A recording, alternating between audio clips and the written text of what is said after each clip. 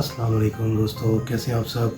तो आज हमारे गैजेट्स में एक नया अपडेट आया, सोचा आप लोगों को बता दूं। इस वक्त मुझे कुछ देर पहले रिसीव हुआ है अपना नया सैमसंग गैलेक्सी S22 अल्ट्रा। और सबसे बड़ी खुशी की बात यह है कि ये मैन्युफैक्चर्ड इन पाकिस्तान है।